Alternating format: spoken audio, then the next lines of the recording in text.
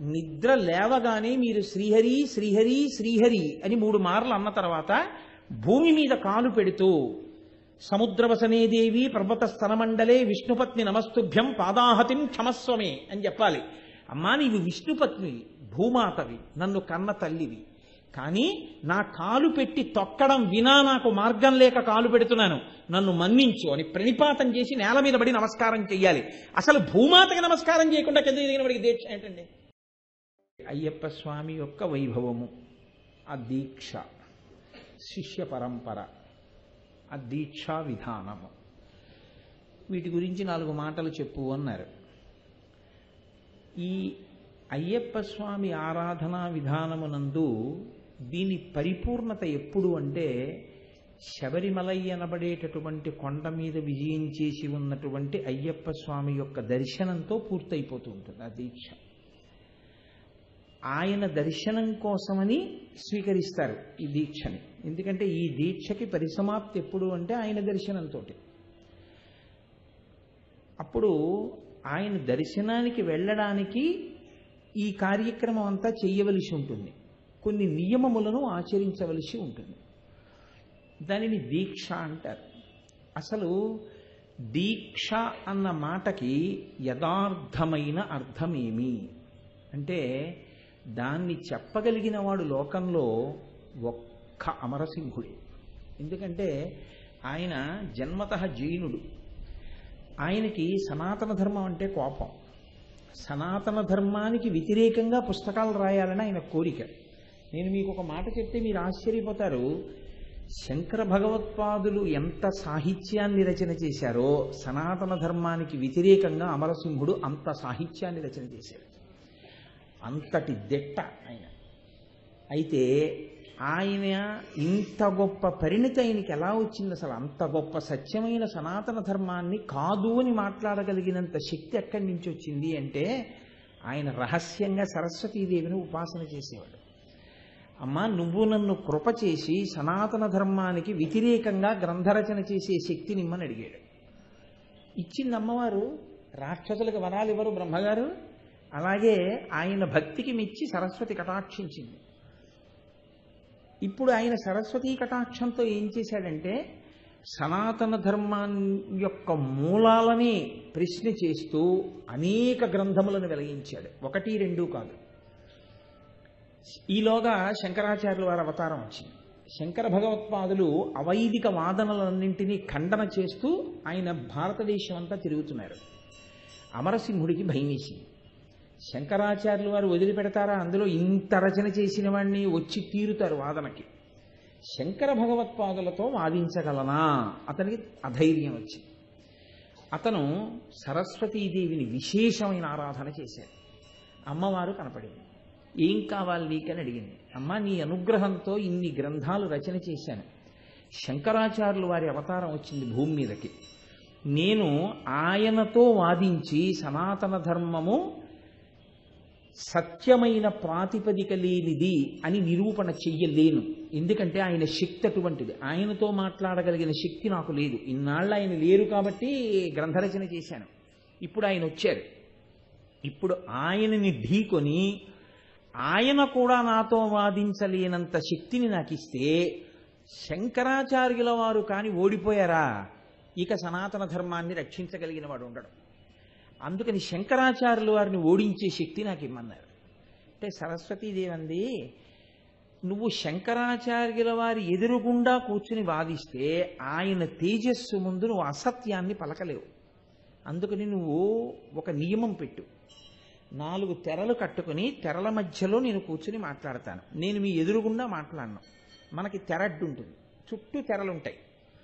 నువ్వు ఒక ఘటంలో నా మూర్తిని పెట్టు.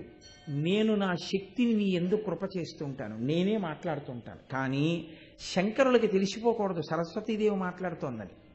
అందుకని తెరలు పట్టాలి అని ఒక నియమం పెట్టు. అంటే శంకరాచార్యుల వారితో ఈ మాట అంటే ఆయన అన్నారు, దానికే ఉంది, తెరలు కట్టు కూర్చుంటే కూర్చో, ఒకవేళ నన్ను చూసి మాట్లాడడం భయం అయితే అన్నారు. చుట్టూ 4 పక్కల తెరలు కట్టుకుని అందులో కూర్చున్నాడు అమరసింహుడు. కూర్చుని మాట్లాడుతున్నాడు. ఎప్పుడూ అంత కష్టపడవలసిన అవసరం రాలా శంకరాచార్యుల వారికి. ఎంత వాదించినా సనాతన ధర్మం గురించి అతను ఇంకొక మెట్టు మీ పైన నిలబడుతున్నాడు. ఇదేమిటి సనాతన ధర్మం యొక్క ప్రాతిపదికనే ప్రశ్న చేస్తున్నాడు, ఇంత గొప్పగా వాదిస్తున్నాడని ఆయనకు అనుమానం వచ్చింది. ఇంత వాదించగలిగిన శక్తి ఒక వ్యక్తికి ఉండే అవకాశం లేదు, ఏదో తేడా ఉందని ఆయన అంతర్ముఖులయ్యారు. ఆయనకి అర్థమైపోయింది సరస్వతీదేవి వాదిస్తోందని. ఆయన వెంటనే అమ్మవారిని ప్రార్థన చేశారు. అమ్మ, భక్తి కలిగిన వాడిని అనుగ్రహించడం దోషం అని నేను అన్నాను, కానీ ఇప్పుడు నీ అనుగ్రహం దేనికి పనికొస్తోంది అంటే కొన్ని వేల మంది తాగవలసినటువంటి సరోవరంలో ఉన్నటువంటి నీటిని విషమయం చేయడం ఎటువంటిదో అలా కొన్ని కోట్ల మందిని ఉద్ధరించవలసినటువంటి సనాతన ధర్మాన్నే పాడు చేయాలని తను చూస్తున్నాడు. కాబట్టి నీ అనుగ్రహం ఇప్పుడు సరిగ్గా ప్రసరించే అవకాశం లేదు. కాబట్టి తల్లి, నీవు అమరసింహుడి పట్ల అనుగ్రహించి నువ్వు మాట్లాడతావో, అమరసింహుడి పనుపన మాట్లాడడం మానేస్తావో నువ్వే తేల్చుకో. నీ చేతిలో నేను ఓడిపోతే నాకు తెలుసు, నీ చేతిలో నీ దగ్గర గెలవగలిగిన వాడు ఉండడు. నువ్వే పలకాలి, నువ్వే ఎదురు తిరిగితే. కానీ ఆ ఓటమి నాది కాదు, సనాతన ధర్మపు వేళ్లే కదిలిపోతాయి. అపాత్రుడికి సరస్వతీ కటాక్షం ఇచ్చి పాడు చేస్తావో, అపాత్రుడికి సరస్వతీ కటాక్షాన్ని ఉపసంహారం చేసి సనాతన ధర్మాన్ని నిలబెడతావో నీ ఇష్టం అన్నారు. వెంటనే ఘటంలోంచి సరస్వతీదేవి అదృశ్యమైపోయింది. ఆవిడ అదృశ్యమైపోగానే తెరల కింద పడిపోయింది. తెరల కింద పడిపోగానే అమరసింహుడికి తెలిసిపోయింది. వెళ్ళిపోయింది సరస్వతీదేవి. మనం శంకరాచార్యుల వారితో మాట్లాడలేం. ఆయన నాతో మాట్లాడుతూనే ఏదో ప్రార్థన చేశారు సరస్వతీదేవిని. ఆయన ప్రార్థనకి అమ్మవారు మన్నించింది, వెళ్ళిపోయింది అది. వెంటనే ఆయన వాదించకుండా ఓటమిని అంగీకరించాడు. అప్పుడు నిలబడిందండి సనాతన ధర్మం. సామాన్యమైన విషయం కాదు. శంకరులు ఈ జాతికి ఎంత కృప చేశారనుకుంటున్నారు? శంకరాచార్యుల వారు ఇలా బయటికి వెళ్ళగానే ఇక నేను శంకరాచార్యుల వారి దగ్గరే ఓటమి అంగీకరించిన తరువాత నేను సనాతన ధర్మానికి వ్యతిరేకంగా రాసిన పుస్తకాలు ఎందుకు పనికొస్తాయి అని అతను ఒక్కొక్క పుస్తకాన్ని అగ్నిగుండంలో వేసేస్తున్నాడు. అన్ని పుస్తకాలు కాలిపోయాయి. ఇది శంకరాచార్యుల వారికి తెలిసి మళ్ళీ వెనక్కి వచ్చారు. ఆయన గభాలను చేపట్టుకుని అన్నారు, నువ్వు చెప్పింది తప్పు కావచ్చు, కానీ నీ వాదనలో తెలివితేటలున్నాయి, నీ వాదనలో సృజనాత్మక శక్తి ఉంది, నీ వాదనలో సరస్వతీ కటాక్షం ఉంది. రేపు జనులకు అమరసింహుడు ఇంత గొప్పగా వాదించాడని తెలియాలి కదా, అది మంచో చెడో మొత్తానికి ఇంత బాగా వాదించాడని. ఎందుకు అటువంటి పని చేశావు? ఇది శంకరుల కారుణ్యం అంటే. ఎందుకు కాల్చేశావు అని ఆఖరి పుస్తకాన్ని అగ్నిహోత్రంలో వేస్తుంటే అమరసింహుడి చేయి పట్టుకున్నారు, వెయ్యొద్దని. సంస్కృతంలో ప్రతి పదానికి కూడా యథార్థమైన అర్థం ఎలా వస్తుందో సరస్వతీదేవి అమరసింహుడి ద్వారా పలికించినటువంటి పుస్తకమే అమరకోశం. అందుకే ఏదైనా ఒక మాటకి ప్రామాణ్యత చెప్పవలసి వస్తే దాని యథార్థమైన అర్థమేది స్వీకరించవలసి వస్తే అమరకోశాన్నే ఆధారం చేసుకుంటారు. అటువంటి అమరకోశం దీక్ష అన్న మాటని రెండుగా వ్యాఖ్యానం చేస్తుంది. అందులో దీక్షాస్య జాయతే దీక్షితః, దీక్షాస్య జాతస్య దీక్షితః. దీక్షను కలిగినవాడెవరో ఆయనని దీక్షితుడు అంటారు. అంటే ఇప్పుడు దీక్ష అనగా ఏమి? యజ్ఞ ప్రారంభమునందు గురువు చేత ఈయబడిన నియమానుసారమైన ఆచారపూర్వకమైనటువంటి ఆదేశముల యొక్క వరుసకు దీక్ష అని పేరు. మీకు అర్థమైందో లేదో నాకు తెలీదు, కొంచెం నేను వివరణ చేసే ప్రయత్నం చేస్తాను. ఆచార్యుడు ఇస్తాడు దీక్షని తప్ప దీక్ష ఇవ్వడానికి అందరికీ అర్హత ఉండదు. ఇది జ్ఞాపకం పెట్టుకున్నప్పుడు దీక్ష ఇవ్వచ్చో ఇవ్వకూడదో ఎవరికి వాళ్ళు పరిశీలన చేసుకోవాల్సి ఉంటుంది. తాను ఆచార్యుడను అయ్యాను అనుకుంటేనే దీక్ష ఇవ్వవలసి ఉంటుంది తప్ప కేవలం శబరిమలై దర్శనాన్ని ఆధారంగా తీసుకుని దీక్షలు ఇవ్వడం అన్నది శాస్త్ర మర్యాద కాదు. నేను వేదం ఏం అంగీకరించిందో అదే మాట్లాడతాను, ఇంకోలా మాట్లాడడం నాకు చేత కాదు, నేను మాట్లాడలేను. దీక్ష ఇవ్వాలి అంటే ఆచార్యుడై ఉండాలి, గురువై ఉండడం కాదు. అంటే గురువుకి ఆచార్యుడికి తేడా ఉంటుందా? ఖచ్చితంగా ఉంటుంది. ఎంత సన్నటి తేడా ఉంటుందంటే గురువుది ఆచార్యుడిది ఒక్కటే స్థానం. గురుర్బ్రహ్మ గురుర్విష్ణు గురుర్దేవో మహేశ్వర గురు సాక్షాత్ పరబ్రహ్మ తస్మై శ్రీ గురవే నమః. లోకంలో ఇదో విచిత్రం ఏమిటంటే క్రైస్తవులలో క్యాథలిక్కులు ప్రొటెస్టెంట్లు అని ఉంటారు, కానీ వాళ్ళకి ఈశ్వరుడు మాత్రం యేసుక్రీస్తు. మహమ్మదీయులలో సున్నీలు సూఫీలు అని ఉంటారు, కానీ వాళ్ళకి ఈశ్వరుడు మాత్రం అల్లా. బౌద్ధులలో హీనయానులు మహాయానులు అని ఉంటారు, కానీ వాళ్ళకి ఈశ్వరుడు మాత్రం బుద్ధుడు. సనాతన ధర్మంలో వైష్ణవులకు విష్ణువు, శైవులకు శివుడు. అక్కడ వస్తుంది సమస్య అంతా. శైవులు ఏమంటారంటే మా శివుడికి భక్తుడు విష్ణు అంటారు, వైష్ణవులు ఏమంటారంటే మా విష్ణువుకి భక్తుడు శివుడు అంటారు. ఎవరి ఈశ్వరుణ్ణిగా వాళ్ళు ఆరాధన చేస్తారు. ఇది ఎక్కడ కలిపి ఒకటే పరబ్రహ్మమని చెప్పాలి అంటే అది గురువు దగ్గరే సాధ్యం అవుతుంది. గురువు గారి దగ్గరికి వచ్చేటప్పటికి మాత్రం గురువుగారు శివుడు, గురువుగారు బ్రహ్మ, గురువుగారు విష్ణువు. గురుర్బ్రహ్మ గురుర్విష్ణు గురుర్దేవో మహేశ్వర గురు సాక్షాత్ పరబ్రహ్మ తస్మై శ్రీ గురవే నమః. కఠోపనిషత్తు విష్ణువు పరబ్రహ్మ ఉంటుంది, మాండూక్యోపనిషత్తు శివుడు పరబ్రహ్మ ఉంటుంది. అలా ఎందుకంటాయి అంటే ఉన్న ఒక్క పదార్థమే ఇన్నిగా చలామణి అవుతుంది. ఇప్పుడు గురువుగారు బ్రహ్మ, గురువుగారు విష్ణువు, గురువుగారు శివుడు. కానీ గురువు అన్న మాట ఒకటే మీరు వాడితే గురువుగారు తాను తెలుసుకున్నటువంటి పరబ్రహ్మమునకు సంబంధించిన విషయములను ఆచరణలో కూడా పెట్టాలని నియమం ఏం లేదు. ఆచరణ ఉండాలనేం లేదు గురువుగారికి. నేను ఒక ఉదాహరణ చెప్పాలంటే భగవాన్ రమణ మహర్షి. రమణ మహర్షి ఆచారమునంతటినీ పాటిస్తారా అని అడిగారు అనుకోండి, ఆయన ఆచారమునేం పాటించరు ఆయన. కానీ అంత మాత్రం చేత ఆయన ఎందులో తక్కువని మీరంటారు? ఆయన బ్రహ్మజ్ఞాని. అలాగే సాయిబాబా గారు. సాయిబాబా గారికి ఆచరణ అంటే చెప్పడానికి ఏం ఉండదు. ఫలానా విధంగా ఆయన ఆచరిస్తారండి, ఇది ఇలా ఆచరిస్తారు, అది అలా ఆచరిస్తారు, కాబట్టి మీరు ఆచరించండి అని చెప్పడానికి ఏం ఉండదు. కానీ ఆయన బ్రహ్మమును ఎరిగినవారు. బ్రహ్మవిత్ బ్రహ్మైవ భవతి. వీళ్ళని గురువులు అంటారు. గురువు అన్ని వేళలా మీ ప్రవర్తనని దిద్దడానికి, ఆయనని చూసి మీరు అనుకరించడానికి ఏం ఉండదు. బాగా పట్టుకోండి, రమణ మహర్షి ఏమి శివ పూజ చేయరు, మీరు ఎలా చేయాలో నేర్చుకోవడానికి. మీరేం నేర్చుకుంటారు రమణ మహర్షి దగ్గర? కానీ ఆయన గురువే, ఆయన బ్రహ్మమును తెలుసుకున్నవారే, ఆయన స్థాయి ఏం కిందకి రాదు, ఆయన మహానుభావుడు. ఆచార్యుడు అంటే ఎవరో తెలుసా అండి? ఆచార్య అంటే పేరు కాదు, అది ఆచార్య అంటే ఏదో యూనివర్సిటీలో ప్రొఫెసర్ ఉద్యోగం కాదు. ఆచార్య అంటే తాను ఏది తెలుసుకోవడానికి ప్రయత్నించి తెలుసుకున్నాడో అది తెలుసుకోవడానికి మార్గం ఏదో దాన్ని విడిచిపెట్టకుండా ఆచరించేవాడు ఆచార్య. శంకరాచార్య, చంద్రశేఖరేంద్ర సరస్వతి పరమాచార్య. ఆచార్య శబ్దం ఉన్నది అంటే అర్థం ఏంటంటే మీరు ఆయన్ని చూసి నేర్చుకోవడానికి, మీరు ఆచరించడానికి కావలసినవి నేర్పగలిగిన వాడు, అయ్యున్నవాడెవరో ఆయన ఆచార్య. కాబట్టి ఇప్పుడు ముందసలు మీకు చెప్పడానికి ఆయనకి తెలిసి ఉండాలి కదా. ఆచినోతి శాస్త్రార్థం. అందుకే ఎవరు ఆచార్యుడు అన్నదానికి వ్యాఖ్యానం ఏం చెప్తారంటే ఆచినోతి శాస్త్రార్థం. శాస్త్రము ఏది చెప్పిందో దాని యందు ఏమి అయోమయం లేకుండా ముందు తనకి తెలిసి ఉండాలి.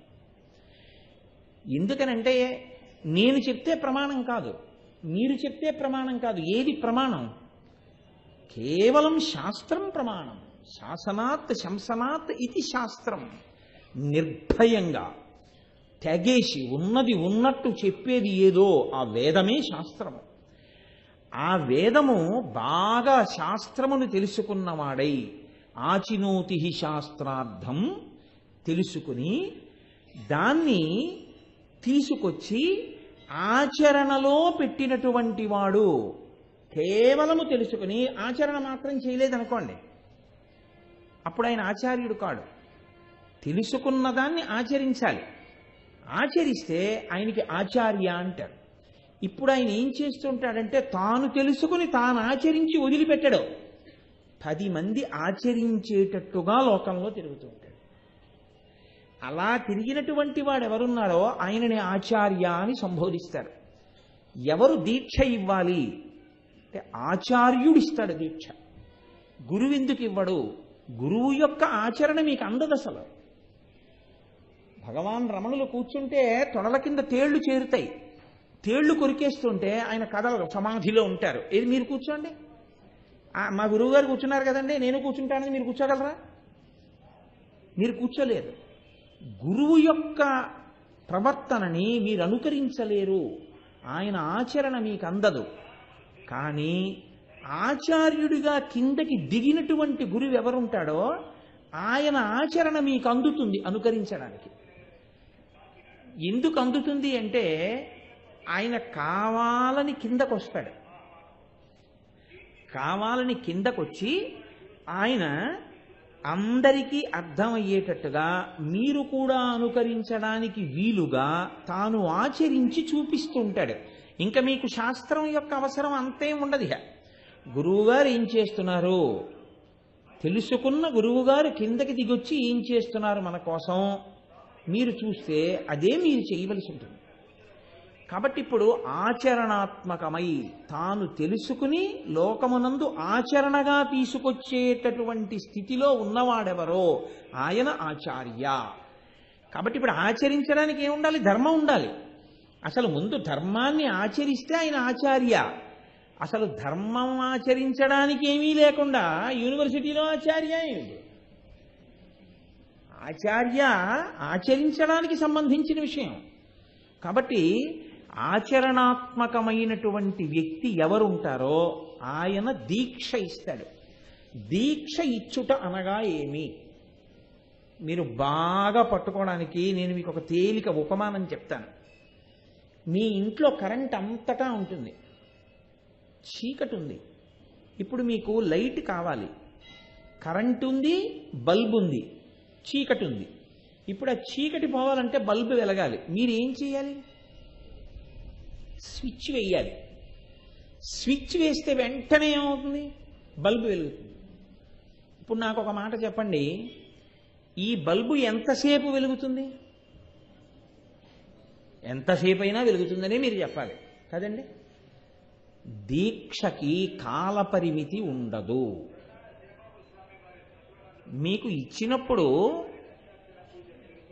ఏదో ఒక 40 రోజులు మండల దీక్ష అని ఎందుకు ఇస్తారంటే దానికి మీరు అలవాటై మీరు అలా చెయ్యడంలో సుస్థిరత్వాన్ని పొందడానికి. గురువుగారితో కలిసి తిరిగి గురువుగారిని ప్రశ్నలు వేసి ఆచార్యుడి దగ్గర మీరు అన్నీ తెలుసుకుని బాగా ఊంచుకోవడానికి కావలసినటువంటి వ్యవస్థకి 40 రోజుల మండలం.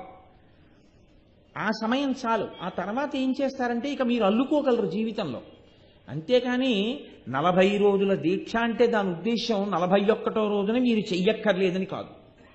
41వ రోజున మీరు చెయ్యక్కర్లేదని మీకు అర్థమైతే అసలు మీరు దీక్షా స్వీకారమే చేయలేదని గుర్తు. అసలు వాడు దీక్ష తీసుకోలేదు. ఎందుకని అంటే కొనసాగింపేది జీవితంలో సుస్థిరం అవ్వాలి, కానీ ఆగిపోవడం ఏమిటి? 41వ రోజున ఆగిపోయింది దీక్ష ఎందుకు అవుతుంది? అవదు. ఆచార్యుడు ఒకసారి దీక్ష ఇచ్చాడంటే అది జీవిత పర్యంత దీక్ష. 40 రోజులు దేనికి పరిమితో తెలుసా అండి? ఆయనతో కలిసి మీరు తిరిగినటువంటి అవధి 40 రోజులు, ఆయన దగ్గర మీరు నేర్చుకున్నది 40 రోజులు, మీకు ఆచార్యుడు అందుబాటులోకి వచ్చింది 40 రోజులు. ఆ తర్వాత ఆచార్యుడు మీకు అందుబాటులో ఉండొచ్చు, వేరొకరికి అందుబాటులో ఉండొచ్చు, కానీ ఆ అందుకున్నది మాత్రం ఇంకా మీరు ఊంచేసుకుంటారు, ఇక మీరు బయటికి రాలేరు. అంత సంతోషంగా దాంట్లో నిలబడగలిగితే దానికి దీక్ష అని పేరు. 41వ రోజుని తీసి అవతల బారేస్తే వాడు అసలు దీక్ష తీసుకోలేదు. పచ్చబద్ధం నేను దీక్ష తీసుకున్నానంటే శాస్త్రం అంతే చెప్తుంది. దీక్షకి జీవిత పర్యంత కొనసాగింపు. ఎందుకో తెలుసా అండి? దీక్ష అన్న మాట మీరు ఎప్పుడు వాడినా అది మీ అంత మీకు భాషించేది కాదు. దీక్ష స్వయం భాష కాదు. దీక్ష అంటే ఒకరిస్తారు. ఎవరివ్వాలి? ఆచార్యుడే ఇవ్వాలి. ఆచార్యుడిచ్చినదేదో అది దీక్ష. కాబట్టి ఇచ్చేవాడు ఉండాలి, పుచ్చుకునేవాడు ఉండాలి. ఇచ్చేవాడు పుచ్చుకునేవాడు ఉంటే మధ్యలోకి వచ్చిన దాన్ని దీక్ష అని పిలుస్తుంది శాస్త్రం. నేను ఎన్నో వ్యాఖ్యానాలని ఆధారం చేసుకుని మీకు చెప్తున్నాను ఈ మాటలు. అందుకే దీక్ష మీకు ఎలా ఇవ్వాలి, నేను మీకు ఒక యథార్థం చెప్తున్నాను, ఇలాగే ఇవ్వాలి అని నియమం లేదు. నేను పరమసత్యం చెప్తున్నాను. దీక్ష ఎన్ని వేల మంది దీక్ష తీసుకున్నా ఇలాగే దీక్ష ఇవ్వాలి అన్న నియమము లేదు. ఎందుకో తెలుసా అండి? మీరు ఏదో పెట్టుకుంటే అది మీరు పెట్టుకున్న నియమం అంతే. శాస్త్రం ప్రమాణంతే. మీరెవరు ప్రమాణం చెప్పడానికి? వేదం ప్రమాణం, శాస్త్రం ప్రమాణం. వేదం చెప్తోంది ఎలా ఉంటుందో దీక్ష అంటే. దీక్ష అనేక రకాలుగా ఉంటుంది. నయన దీక్ష అనొక దీక్ష. నయన దీక్ష అంటే మీకు ఇచ్చినట్లు మీకు తెలియదు కూడా. అసలు మీలో ప్రసరణ ప్రారంభమైపోతుంది. అది ఎలా ప్రారంభమైపోతుందో తెలుసా అండి? నాకు చాలా అనుగ్రహం కలిగింది అనుకోండి ఒకరి పట్ల, వీరు వృద్ధిలోకి రావాలి అని నేను అనుకున్నాను అనుకోండి. నేను పరిపూర్ణంగా పరమేశ్వరుణ్ణి ప్రార్థన చేసి వీరికి ఇక నుండి ఈశ్వరానుగ్రహము ప్రారంభమగుగాక, వీరి ప్రవర్తన యందు మార్పు వచ్చుగాక అని నేను ఒక్కసారి కళ్ళల్లో కళ్ళు పెట్టి కూడా చూడక్కర్లేదు.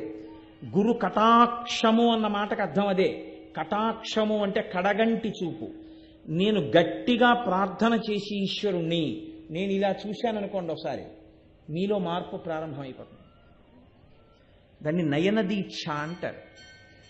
అలాగే స్పర్శ దీక్ష, ముట్టుకునిస్తారు. దీన్ని నయన దీక్షకి ఉదాహరణగా చేపని చెప్తారు. దాన్ని మత్స్య దీక్ష అంటారు. ముట్టుకుని చేత్తో ముట్టుకునిస్తారు. ఒకసారి శిష్యుడి యొక్క శరీరాన్ని తాకుతారు.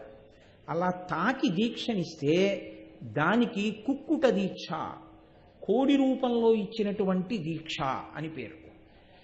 మూడవది, అసలు మీకు గురువుగారు ఇస్తున్నారన్న విషయం మీకు ఎప్పుడూ తెలియదు. మీకు ఆ శక్తి ఎక్కడి నుంచి వస్తుందో మీకు తెలియనే తెలియదు. ఎందుకో తెలుసా అండి?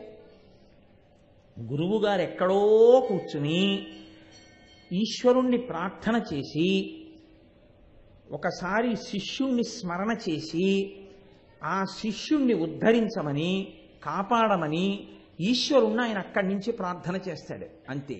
ఇక్కడ ప్రారంభం అవుతుంది మార్పు. లేకపోతే జగద్గురు అన్న మాటకు అర్థం లేదు. శంకర భగవత్పాదులు సముద్రం దాటరు. ఇక్కడ ఉన్న జగత్తులో ఎక్కడున్నా అందుకుంటుంది. ఎందుకు అందుకుంటుందో తెలుసా అండి? వాళ్ళకి తెలుస్తుంది అంతే. ప్రపంచం నలుమూలలలో ఎక్కడ ఉండి నమ్మండి గురువుని, గురువుకి తెలుస్తుంది వాడు నమ్మి ఉన్నాడు నన్నని. ఇక్కడ స్మరిస్తాడు గురువుగారు, అంతే. అక్కడ అందుకుంటుంది ఈశ్వరానుగ్రహం. స్మరణ దీక్ష. అసలు దీక్ష ప్రారంభమైంది ఈ 3 రూపాల్లోనే. స్మరణ దీక్షని కమట దీక్ష అంటే తాబేటి దీక్ష అంటారు. ఈ 3 రకాలైన దీక్షని ప్రపంచంలో ప్రారంభం చేసిన మొట్టమొదటి గురుస్వరూపం పరాశక్తి. ఎందుకంటే లోకాన్ని ఉద్ధరించాలి కాబట్టి, లోకాన్ని శివుడితో కలపాలంటే ఆచార్య కలపాలి గురువుగా. ఆవిడే మొట్టమొదట గురుస్వరూపాన్ని పొందింది. అందుకే గురుమండల రూపిణి, దక్షిణామూర్తి రూపిణి. ఆవిడ గురువుగా మారడానికే మీనాక్షి, కామాక్షి, విశాలాక్షి అయింది. మీనాక్షి అంటే చాప. ఇదే నయన దీక్ష. చాప ఏం చేస్తుందో తెలుసా అండి? గుడ్లు పెట్టేస్తుంది. ఈ గుడ్లు నీటి మీద తేలి వెళ్ళిపోతుంటాయి. చాప వెళ్ళి పొదగదు. చాప తాను ప్రవాహ వేగానికి అనుగుణంగా ఈదుతూ నీటి మీద తేలి వెళ్ళిపోతున్న తన గుడ్ల వంకలా చూస్తుందంతే. నా గుడ్లు నీటి మీద తేలి వెళ్ళిపోతున్నాయి, ఇవి పిల్లలగుగాక అని కోరుకుంటుంది మనసులో. అది ఆ ప్రార్థన చేస్తూ చూసినంత మాత్రం చేత చాప గుడ్లు పిల్లలవుతాయి. కాబట్టి ఆవిడ ఎక్కడి నుంచైనా చూసి అనుగ్రహించడం మొదట తాను చూపించి కొంతమంది గురువులకు ఆ శక్తి ఇచ్చింది ఆవిడ. అదే ఆవిడ మీనాక్షి. అది మీనాక్షి తత్వం. అలాగే స్పర్శ దీక్ష, కుక్కుట దీక్ష, ముట్టుకునిస్తారు. ముట్టుకుని ఇచ్చేది సాధారణంగా ఎలా ఇస్తారంటే హస్తమస్తక సంయోగం అని. గురువుగారు చాలా ప్రసన్నుడైతే శిష్యుడి యొక్క బ్రహ్మస్థానంలో, బ్రహ్మరంధ్ర స్థానం దగ్గర తన అరచేతితో ముట్టుకుంటాడు. ఒక్క గురువు తనంత తాను ప్రసన్నుడైతే ఏకాంతంలో ముట్టుకుంటాడు. ముట్టుకుని ఈశ్వరుణ్ణి ప్రార్థన చేస్తాడు. ప్రార్థన చేసినప్పుడు గురువుగారిలో ఉన్నటువంటి తపశ్శక్తి కొంత శిష్యుల్లోకి వెళ్ళిపోతుంది. వెళ్ళిపోయి ఆయనలో ఈశ్వరానుగ్రహం మొదలవుతుంది. అది మహాత్యాగం. కాబట్టి హస్తమస్తక దీక్ష అంటారు. అంటే ఆయన హస్తంతో ఆయన తలని ముట్టుకుంటారు. ముట్టుకుని ఈయనలోని శక్తిని ఆయనలోకి పంపిస్తారు. అది హస్తమస్తక దీక్ష. ఇంకొక దీక్ష అత్యంత గౌరవమైన దీక్ష. అసలు అయ్యప్ప స్వామి దీక్ష చేసే వాళ్ళందరూ తెలుసుకు తీరవలసిన దీక్ష అది. దాన్ని ఏమంటారో తెలుసా అండి? పాదస్పర్శ దీక్ష అంటారు. గురువుగారిని ఎప్పుడూ కూడా పూజా ప్రారంభంలో దీక్ష ఇచ్చినటువంటి గురువుగారి పాదాలు ఎలా ఉంటాయో ఫోటో పెట్టుకున్నట్టు ఉండాలి మనసులో. వాటిని పైకెత్తి తల మీద పెట్టుకుని గురువుగారు ఎత్తైన ఆసనం మీద కూర్చుని 2 పాదాలు తల మీద పెడితే శిష్యుడు ఇలా చేతిలో చెయ్యి వేసుకుని కూర్చుని ఊపిరి బిగబట్టకుండా మెల్లగా ఊపిరి తీసి వదులుతూ గురువుగారి 2 పాదములు తల మీద ఉన్నట్టుగా భావన చేస్తూ కదలకుండా కూర్చుంటే అపురూపమైనటువంటి అనుగ్రహం కలుగుతుంది. అందుకే శంకర భగవత్పాద అని పేరైంది. శంకర భగవత్పాద అని ఎందుకంటారో తెలుసండి? శంకర భగవత్పాదులు అంటారు. శంకరులు తల మీద ఎప్పుడూ పరమశివుడి యొక్క పాదాలు పెట్టుకుని ఉంటారు. ఇప్పుడు మీరు శంకరాచార్యుల వారి పాదాలు పట్టుకుంటే ఆయన పాదములు ఎప్పుడూ తల మీద పెట్టుకున్న శంకర భగవత్పాదులు శంకరులు అయిపోతారు. ఇప్పుడు మీకు గురువుగారి రూపంలో శంకరుడి పాదాలు మీ తల మీదకి వస్తాయి. అందుకే గురువు తన జీవితంలో అత్యంత ప్రసన్నుడైతే శిష్యుడికి ఇచ్చేటటువంటి గొప్ప అనుభూతి ఏమిటో తెలుసా అండి? గొప్ప వరం. ఒక్క వరం ఇస్తాడు గురువు. తన జీవితం మొత్తం మీద ఏ ఒకరిద్దరికో ఇస్తారు. అది శిష్యుణ్ణి పిలిచి ఏకాంతంలో నీ ఇష్టం వచ్చినంతసేపు నా పాదాలు నీ తల మీద పెట్టుకో అని నిజంగా తన పాదములు ఎత్తి శిష్యుడి యొక్క తల మీద పెడతారు. పరమాచార్య స్వామి అనుగ్రహించారు ఒకసారి దక్షిణామూర్తి స్తోత్ర వ్యాఖ్యానం చేసిన మహాపురుషులకి. ఆ గురువుగారి యొక్క పాదములు తల మీద తగిలితే వాడి జన్మాంతర కర్మలన్నీ నశించిపోతాయి. ఆయన అనుష్ఠాన బలమంతా అక్కడే ఉంటుంది ఆ నాడులలో. కాబట్టి అయ్యప్ప స్వామి దీక్ష తీసుకున్నాము అన్న వాళ్ళందరూ ప్రతిరోజు అసలు ప్రారంభంలో ఉదయం పూజా మందిరంలో కూర్చోగానే గురువుగారి పాదములను తల మీద పెట్టుకుని ధ్యానం చేయడం ముందు రావాలి. ఆచార్య గురువుగారు పీఠం దగ్గర ఎలా కూర్చుంటారు, తన ఆచార్యుడు ఎలా కూర్చుంటారు, అందుకే 40 రోజులు ఇస్తారు. మీరు తిన్నగా పూజ ప్రారంభం చేయడం కాదు, మీ ఆచార్యుడు పీఠం దగ్గర పూజ చేస్తుండగా మీరు చూడాలి, మీరు పువ్వులు అందించాలి, ఆయన పూజామంటపం తుడవాలి, ఆయన పూజామంటపం దగ్గర ముగ్గులు వెయ్యాలి. గురువుగారు పూజకు వస్తున్నారు అంటే మీరు బిందెలతో అభిషేక ద్రవ్యాలు తీసుకొచ్చి అక్కడ పెట్టాలి. గురువుగారు వచ్చి కూర్చుని చేస్తుంటే ఒరే మనం అసలు ఆచమనమే చేయలేదు అలా ఎప్పుడు మీకు అర్థమైపోతుంది. అంతే మీకు ప్రశ్న అక్కడ మొదలవుతుంది. గురువుగారు ఇది ఇలా చెయ్యాలా? ఆచార్య ఆయన ఆచరించి చూపిస్తాడు మీకు. ఇప్పుడు మీరు ప్రశ్న వేస్తే మీకు ఆ ఆచరణ అందుతుంది. ఇది అందుకుని పైకెక్కుతాడు. అందుకని తల మీద పాదములను పెట్టుకుని గురుపాదములను స్మరణ చేస్తాడు. కాబట్టి అమ్మవారు ముట్టుకుని ఇచ్చేటటువంటి దీక్ష శంకర భగవత్పాదులు సౌందర్యలహరిలో వర్ణన చేశారు. శృతీనాం మూర్ధానో దదితి తవయౌ శేఖరతయా మమాప్యతో మాథ శిరసి దయయా దీహి చరణౌ. దీన్ని కుక్కుట దీక్ష అంటారు. కుక్కుట దీక్ష అంటే కోడి బాగా రెక్కలు విప్పి పట్టుకున్నట్టు పిల్లల్ని చూడండి, కోడి రెక్కలు బాగా విప్పి ఇలా పెట్టుకుని దాచుకుంటుంది. అలా గురువుగారు ఏం చేస్తారంటే 2 పాదములతో ముట్టుకుంటారు, లేదా తన చేతితో బ్రహ్మరంధ్రం ఉన్న చోట ముట్టుకుంటారు, లేదా ఆయన అనుగ్రహిస్తే అసలు ముట్టుకోకుండా కటాక్షంతో ఇచ్చేస్తారు. కాబట్టి కుక్కుట దీక్ష, స్పర్శ దీక్ష, ఇది కామాక్షి. తల మీద పాదములు పెట్టి అనుగ్రహిస్తుంది కాబట్టి కామాక్షి ఇచ్చే దీక్ష. మూడవది విశాలాక్షి, కమట దీక్ష అంటారు దాన్ని. కమట దీక్ష అంటే తాబేలు. తాబేలు ఏం చేస్తుందంటే నీటిలోంచి బయటికి వచ్చి గుడ్లు ఒడ్డున పెట్టేస్తుంది, పెట్టేసి నీటిలోకి వెళ్ళిపోతుంది. నీటిలోకి వెళ్ళిపోయి నీటిలో ఎక్కడ తిరుగుతూ ఉంటుంది, తిరుగుతూ లోపల స్మరిస్తుంది. ఒడ్డున గుడ్లు పెట్టి వచ్చాను, ఆ గుడ్లు పాపం ఏవీ తినేయకుండా ఆ గుడ్లు పిల్లలైతే బాగుండు, చిన్న చిన్న తాబేటి పిల్లలై అందులోంచి వచ్చి నీళ్ళల్లోకి వస్తే బాగుండు అని అదే స్మరణ చేస్తుంది.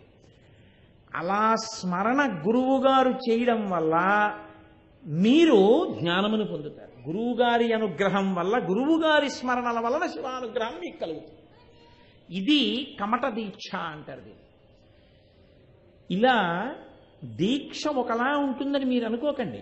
ఈ దీక్షలో ఉపదేశ దీక్ష, గాయత్రి దీక్ష, దీక్ష ఇచ్చేవాడు ఆచార్యుడై ఉండాలని కదా మీకు నేను మనవి చేశాను. శాస్త్రం తెలిసిన్నవాడై ఉండాలని. తండ్రి దగ్గర మాత్రం మినహాయింపు. తండ్రి గారు శాస్త్రం తెలుసున్నవాడా కాడా పక్కన పెట్టండి, గాయత్రి ఇవ్వడానికి మాత్రం ఆయనే అర్హుడు. ఉపనయనం చేసినప్పుడు గాయత్రి ఎవరిస్తారంటే తండ్రి గారే ఇవ్వాలి బ్రహ్మోపదేశం.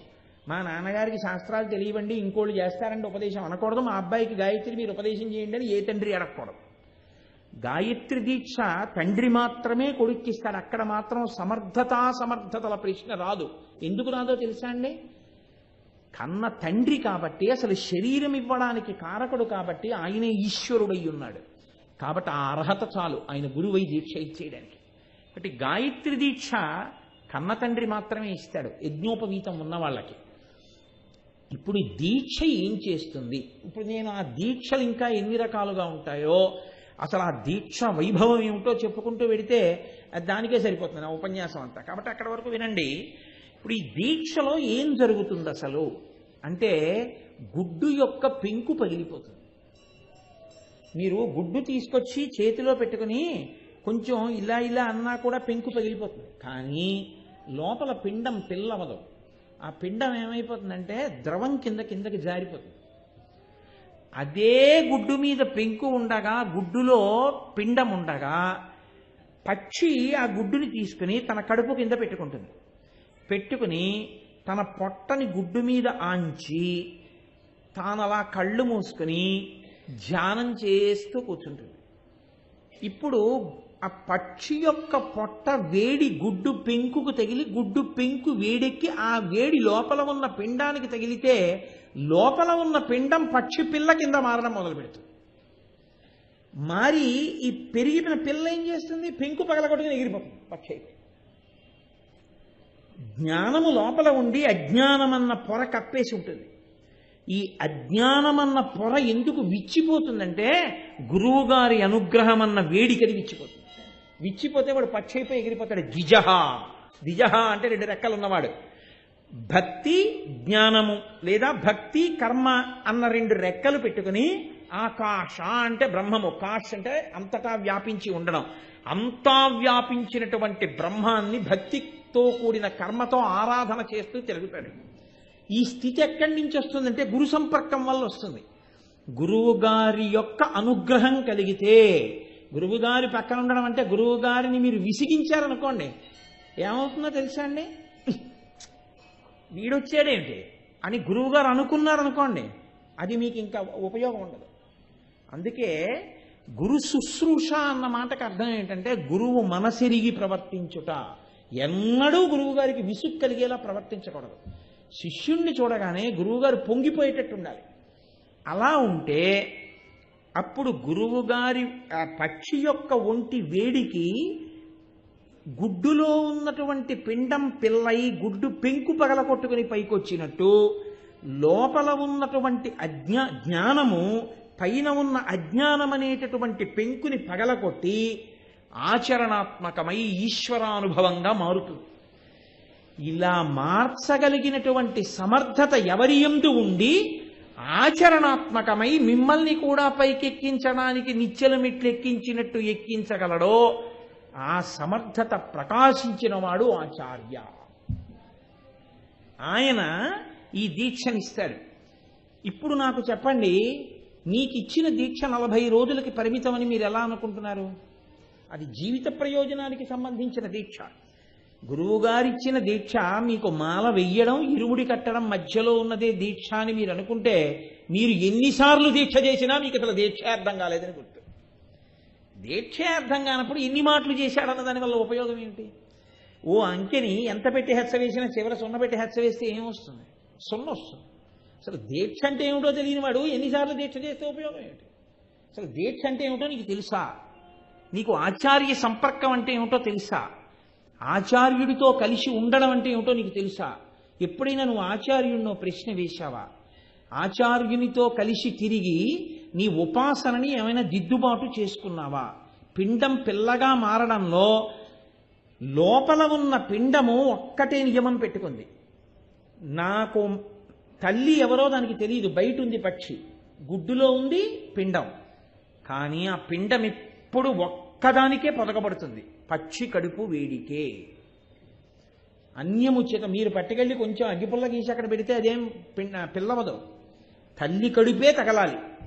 నాకు గురువు వినా మార్గము లేదు, ఆచార్య కృపయే నన్ను రక్షిస్తుంది. అందుకే దీక్షితుడు తన ఆచార్యుడు ఎదురుగుండా ఉంటే ఎప్పుడూ తన కుడి చేతి వైపు ఆయన ఉండేటట్టుగా తిరగాలి తప్ప గురువు గారు తన ఎడం వైపుకి వెళ్ళేటట్టు తిరగను కూడా తిరగకూడదు. బయట దీక్షా నియమాల్లో మొట్టమొదటి నియమం అది. ఇది తెలుసుకోవాలి. ఇది తెలుసుకోకపోతే ఇంక దీక్ష ఏం చేస్తారు? నీకు అత్యంత పూజనీయమైనది అనుకోండి వస్తువు, మీ కుడి పక్కకి పెట్టుకుంటారు, మీ కుడి భుజం దాని వేపుకుంటే అది పూజనీయము అని గుర్తు. అందుకే ఈశ్వరుణ్ణి పూజ చేసేటప్పుడు ఈశ్వరుడు ఎదురుగుండా ఉండడు, ఎడం పక్కన ఉండడు, కుడి పక్కన ఉంటాడు. తాను ఆరాధన చేస్తే ఇంట్లో పూజలు పూజా సామాగ్రి అంతా కుడి పక్కన ఉంటుంది. మీరు దేవాలయానికి ప్రదక్షిణం చేస్తున్నారనుకోండి, మీరు చేస్తున్నంతసేపు గుడి మీ కుడి చేతి వైపు ఉంటుంది. అంటే ప్రదక్షిణము అన్న మాటకి గుర్తు ఏమిటంటే మీ కుడి భుజం వేపుకి మీరు గుండ్రంగా తిరిగినా గుడి మీ కుడి భుజం వైపు ఉండడం. ఇట్నుంచి ఇటుకొచ్చినా ఎడం భుజం వైపుకి గుడి రాదు, దానికి ప్రదక్షిణం అని పేరు. నేను ఇలా బయలుదేరాను అనుకోండి, సవ్యం అంటారు. అందుకే ఇలా తిరిగి అలా వచ్చాను అనుకోండి, ఓ ప్రదక్షిణం పూర్తవుతుంది. కానీ నేను ఇటు తిరిగినా అటు తిరిగినా కూడా గుడెంతా నా కుడి పక్కకే ఉంటుంది. అంటే అత్యంత పూజనీయమైన స్థానము ఇది అని నేను అంటున్నాను, నా మనసులో భావిస్తున్నానని గుర్తు ఏమిటంటే ఎప్పుడూ కుడి పక్కకు ఉంచుతాను తప్ప పొరపాటున కూడా నా ఎడం భుజం వైపుకి రాకూడదు. ఎడం భుజం వైపుకి వచ్చింది అంటే అసలు నీకు పూజనీయమైన స్థానమే తెలియలేదు. పిండము పక్షినే నమ్మినట్టు నీవు నీ గురువుని, నీ ఆచార్యుణ్ణే నమ్మి ఉండాలి. ఆచార్యుడు వినా నన్ను ఉద్ధరించగలిగిన వాడు లేడు. ఇది ఏమవుతుందో తెలుసా అండి? రక్షించేది ఇదే. ఒకసారి కంచికామకోటి పీఠంలో ఒక విచిత్రమైన విషయం జరిగింది. చంద్రశేఖర పరమాచార్య స్వామి మహానుభావుడు, పరమాచార్య పీఠాధిపతులైన ఆయన అకస్మాత్తుగా ఆశ్రమంలో ఉన్న వేద పాఠశాల వైపుకి వచ్చారు. ఇద్దరు పిల్లలు ఆడుకుంటున్నారు బయట. ఆయన ఇద్దరు పిల్లల్ని పిలిచారు. వాళ్ళు చూడలేదు పరమాచార్య స్వామి వస్తున్నారు. ఆయన ఇద్దరు పిల్లల్ని ఇలా రండిరా అన్నారు, బ్రహ్మచారుల్ని. వాళ్ళు వచ్చి కింద పడి నమస్కారం చేశారు. ఆయన అన్నారు, ఒరే మీరు ఇంకా ఈ సమయంలో ఎందుకు ఆడుకుంటున్నారు? ఈ పాటికి పాఠం నేర్చుకోవాలిగా, ఏ మీకు బోధ చెయ్యవలసినటువంటి మీ గురువుగారు రాలేదా అని అడిగారు. ఒక పిల్లాడు అన్నాడు, మా గురువుగారు వచ్చేసారండి అన్నాడు. మేమే వెళ్లకుండా ఇలా తిరుగుతున్నామండి, మా గురువుగారు వచ్చేసారు పాఠం చెప్పడానికి. రెండో పిల్లాడు అన్నాడు, అబద్ధం అండి వాడు చెప్పింది, గురువుగారు రాలేదు అన్నాడు. పరమాచార్య ఇద్దరు పిల్లల్ని పట్టుకుని పాఠశాలలోకి వెళ్ళారు. ఈ పిల్లలకి ఇప్పుడు చెప్పవలసి వేద పాఠం చెప్పవలసినటువంటి గురువు గారు వచ్చారా అని అడిగారు. రాలేదు అన్నాడు. అంటే ఆయన వచ్చేశారని చెప్పిన వాడి వంక తిరిగి ఎరా అబద్ధాలు చెప్పవచ్చా? అందులో నాకే చెప్పావే నువ్వు పీఠాధిపతికి, ఇలా చెప్పచ్చా? రాకపోయినా గురువు గారు వచ్చారని ఎందుకు చెప్పావు అన్నాడు. అంటే ఆ పిల్లాడు అన్నాడు, మీరు నన్ను మన్నించెదరుగాక, ఏ గురువుగారి అనుగ్రహంతో జీవితంలో నేను ఒడ్డుకి చేరాలో ఆ గురువుగారు కించిత్ ఆలస్యంగా వచ్చినంత మాత్రం చేత గురువుగారు రాలేదని తప్పు గురువుగారి పట్ల జరిగిన దాన్ని 10 మందికి చెప్పి ఆయన యొక్క అభ్యున్నతిని పాడు చేయడం కన్నా ఒక అబద్ధం చెప్పి ఆ పాపాన్ని నేను మూట కట్టుకోవడానికి సిద్ధపడ్డాను, అందుకే చెప్పలేదు. పరమాచార్య పొంగిపోయి అన్నారు, ఒరే నీకు ఎక్కడో గత జన్మలలో గొప్ప సంస్కారం ఉంది, అందుకే ఇంత చిన్న పిల్లవాడివిగా ఉండగా నీకు గురువు పట్ల ఎలా బతకాలో నీకు అర్థమైంది, నువ్వు చాలా వృద్ధిలోకి వస్తావురా అన్నారు. అది గురువుగారంటే, అది ఆచార్యుడంటే. ఆచార్యుణ్ణి నమ్మడం అంటే ఆచార్యుణ్ణి నమ్మని వాణ్ణి అయ్యప్ప దగ్గరకి తీయరు. తీశారని మీరు అనుకుంటారంతే, అదో పచ్చబద్ధం. అద్దంలో కనబడినదంతా యథార్థం అనుకోవడం ఎంత నిజమో ఆచార్య స్పర్శ లేని దీక్ష అంత వృథా దీక్ష. నిరంతర ఆచార్య స్పర్శతోటే ఉండాలి. ఎందుకో తెలుసా అండి, ఆచార్య స్పర్శ మీకు మీ జీవిత పథాన్ని మార్చేస్తుంది. మనం ఏమనుకుంటూ ఉంటామంటే 40 రోజులే కదండి, మాకు తెలియంది ఏమిటి, మాకు అన్నీ తెలుసు దీక్షా నియమాలు, మేము అన్నీ చేసేస్తామంటారు. కానీ వేదం ఎంత గహనంగా మాట్లాడుతుందో, వేదాంతర్గతమైనటువంటి నియమములు ఎలా ఉంటాయో వాటిని మీకు దీక్షా నియమాలుగా తేలిగ్గా ఎలా చెప్తున్నారో, అసలు దీక్షలో ఏం చెయ్యాలో మీకు తెలుసని మీరు అనుకుంటున్నది నిజం కాదు. ఎవరో ఎక్కడో ఒక మహాత్ముడు ఉంటే ఉండొచ్చు, నేను అందరినీ ఒక గాట కట్టి చెప్పట్లేదు. కానీ ఆచార్య స్పర్శ లేని దీక్ష 50 మాటలు చెయ్యండి, మీరు ఎక్కడున్నారో అక్కడే ఉంటారు. ఊయల ఎక్కిన ప్రయాణము. మీరు ఊయల ఎక్కి 2 రోజులు ఊగారనుకోండి, ఊగుతూనే ఉన్నారు, ప్రయాణం చేస్తూనే ఉన్నారు, కదులుతూనే ఉన్నారు. కాశీ అన్న పెడతారా?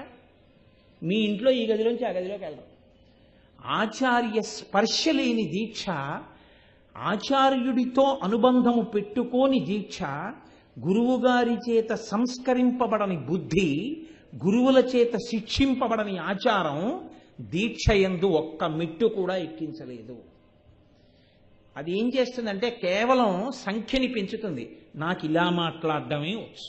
ఎందుకనంటే నేను శాస్త్రం ఒక్కటే మాట్లాడతాను తప్ప నేను ఎవరైనా ఏమైనా అనుకుంటారని మాట్లాడడం నా జన్మతః నాకు రాలేదు. నేను అందుకని ఉన్నదే మాట్లాడగలను. దీక్ష ఎందుకు నేను ఆచార్య సంపర్కం ఉండాలని అంటున్నానో మీకు నేను ఒక మాట చెప్తాను, మీరు పట్టుకుంటారు.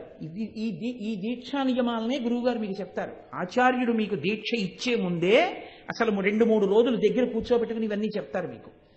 నాకు ఆయన పట్టుకొచ్చి వేలుగురుస్వామి కాగితం ఇస్తే నేను ఎంత సంతోషించాను. దండపాణి గురుస్వామి ఇరుముడి కట్టిన తర్వాత వెళ్ళడం ఎలాగో కూడా ఆయన నియమం చేసేవాడు. కర్మలు ఉంటాయి, కర్మ చెయ్యకుండా ఏ మనిషి ఉండలేడు. కర్మ అంటే పని, ఏదో కార్యం. కర్మ 3గా ఉంటుంది. నిత్య కర్మ, నైమిత్తిక కర్మ, కామ్య కర్మ అని 3గా ఉంటుంది. నిత్య కర్మ ఇది ఒక్క గురువు గారి దగ్గరే తెలుసుకోగలుగుతారు మీరు. ఎందుకో తెలుసా అండి, నిత్యకర్మ ఎక్కడ ప్రారంభం? పని చేయడం అన్నది ఎప్పుడు మొదలు? నిద్ర లేవడంతో మొదలు కదండి. నిద్ర లేవడం అన్న మాటకు అర్థం ఏమిటి? మనసు పైకి లేవడం. ఆత్మలోంచి మనసు పైకి వస్తే ఇంద్రియముల్ని పనిచేయించడం మొదలు పెడుతుంది. అంటే కన్నుని విచ్చుకో అంటుంది, చెవిని వినడం మొదలుపెట్టు, ముక్కుని వాసన చూడడం మొదలుపెట్టు, నాలుకని రుచి చెప్పడం మొదలుపెట్టు, దీన్ని స్పర్శ చెప్పు, చేతిని కదులు, కాళ్ళని కదులు ఆదేశాలు ఇస్తుంది. మనసు పనిచేయడం మొదలు పెడితే లేచాడని గుర్తు. లేచాడు అంటే కర్మ ప్రారంభమైంది కాబట్టి నిద్ర మంచం మీద లేచాడు, మనసు లేచిందని మొదటి గుర్తు ఏమిటంటే కన్ను విప్పుతాడు. నాయక నయన, ముందు ది లీడర్, ఫస్ట్ అందరినీ వెనకాల తీసుకెళ్లేవాడిని నాయకుడు అంటారు. నాయక నయన, కన్ను విచ్చుకుంటుంది. ఇలా కన్ను విచ్చుకోకముందే మీ మనసు ఒక ఆదేశం ఇవ్వాలి కంటికి. ఏమన్నా తెలుసా అండి? విచ్చుకోకు. నేను ఇలా పడుకుని నిద్రపోతున్నాను అనుకోండి నా పడక గదిలో, వెంటనే నా కళ్ళు విచ్చుకోకముందు నా మనసు డిక్టం ఇవ్వడాన్ని అలవాటు చేసుకోవాలి. నేను ఇలా పడుకుంటే ఉత్తరాభిముఖంగా ఉత్తరాన్ని చూస్తూ పడుకుంటాను కాబట్టి నా కుడి చేతి పక్కన తూర్పు ఉంది కాబట్టి ఈ కుడి చేతికి ఈ ఉత్తరానికి మధ్యలో ఈశాన్యం ఉంది. ఆ ఈశాన్య భాగంలో పార్వతీ పరమేశ్వరుల మూర్తి ఒకటి గోడకుంది. నా మొట్టమొదటి చూపు పార్వతీ పరమేశ్వరుల మీద పడడంతో కదలిక ప్రారంభం కావాలి.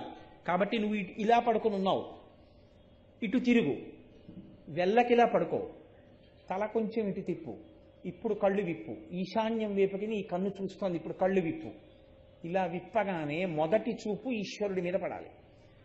పడగానే నోరు మొదటి మాట దేంతో మొదలవ్వాలో తెలుసా అండి? నిద్ర లేవడం. మీరు ఏ దీక్షలో ఉన్నా ఆ నామం చెప్తూనే లేవాలి.